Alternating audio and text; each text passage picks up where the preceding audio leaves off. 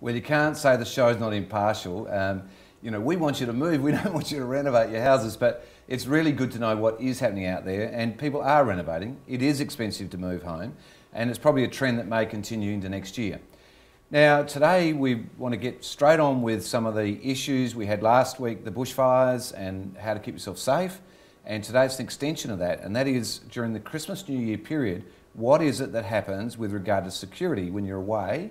Maybe you're down at the beach house and leave your Adelaide home or your city home vacant, or vice versa. What is the deal? So today we got the expert. He's a mate of mine. We've known each other for a very long time, Mike O'Connell from AG Security. He is the Managing Director and founder of this great security company. Welcome, Mike. G'day, Anthony. Thanks for having me. Two things before we get underway. Yep. Firstly, riding motorbikes on the weekend, you got back in one piece. It's good to see. Safe and sound, and had a great time in the Victorian high country. Thank you. I hear you nearly went off the cliff though. Look, that's just a rumour. We would have had to get a fill-in for you then. You might have, yes. Yeah. And Mike, and a very big milestone in your business last week. Yeah, fantastic time, Anthony. 20 years in Adelaide trading.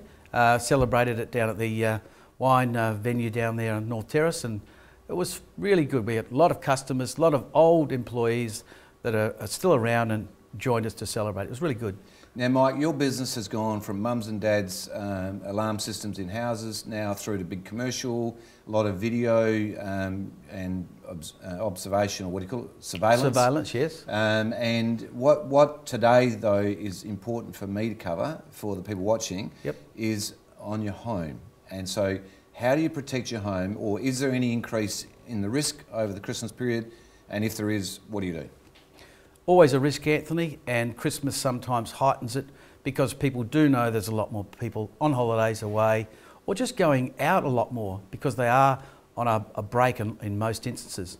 So what we always say to people is try not to cover your home up too much. Keep it as natural as it always is. Don't change the look.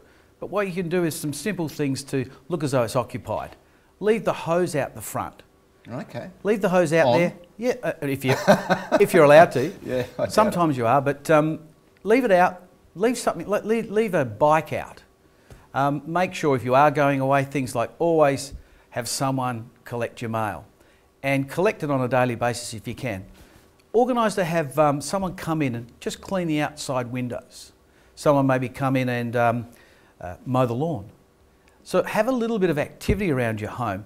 If your gates can be opened and closed by your neighbour, just do little subtle things. And of course at night time, some timers on some lights is really, really good. Leave a radio on inside. Sounds like someone's talking. And then of course at night time, timer flicks on and has a TV come on for a couple of hours and turn off. Always do those things. Don't close all the windows and blinds and look as though you're away. And maybe leave a car in the drive if it's got a good alarm and so forth. So Mike, just talk to me, is there an increase in crime, or is there an increase risk? So in other words, do people need money at this time of the year and there's an increase, or is it just that your property is more at risk because you're not there? Yeah, the people who are breaking into homes, they are getting more and more sophisticated. So they realise that there's opportunities, and they'll look for those opportunities and they'll hunt them out. The people that are breaking in today, a high percentage of them are looking for drug money. Okay. But then there's a new level coming in. The new level of intruder is looking for your laptop, looking for your iPhone, looking for data and information, and they'll take that back and download that and get banking details. So the sophisticated way that they're going about their crime now is more than just the odd break-in. It is definitely starting to climb the ladder for that more corporate information than just a domestic break-in for a laptop or a big screen TV. Mike, you mentioned that turn lights on and off, open gates, shut gates, and all that sort of thing. That indicates to me that people are doing homework. They're not just randomly breaking in. Correct. They'll target a home. They'll look for a house that's got some valuables. They won't just wait, because to them, if they can go and get one break-in and have an opportunity to take away product that's going to get them good value for money at a pawn shop, of course they're going to get something that is higher value than lower value. So yeah, they'll case the house out. I'm going to ask a really serious question, which some of you in real estate may not want to hear, but I'm going to ask it anyway. I wasn't intending to ask this, but are you ready? Homes on the web show all of the contents. Is this an issue? Of course it is, because they are looking at what's going to be able to be taken. Okay. Art, for example, if you know what you're looking for. So, are you at increased risk if your property's on the market? Always, because people are in the business of breaking in. These people, the new crime wave that's coming are the more sophisticated people. So we're not talking about druggies and that, we're talking about... No. Right. It's a new level of crime that's coming, and people are looking to get in, grab information, or pawn something that's of a higher value.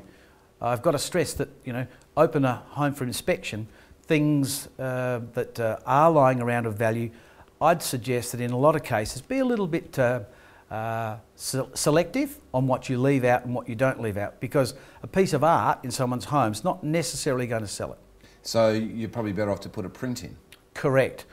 Exchange it, and you can hire them very cheaply. I'm sure you can help your clients out. Right, so I wasn't intending to go there, I was more interested in Christmas, New Year, but if you add on the market and Christmas, New Year, is there anything else that can be done to really minimise that risk?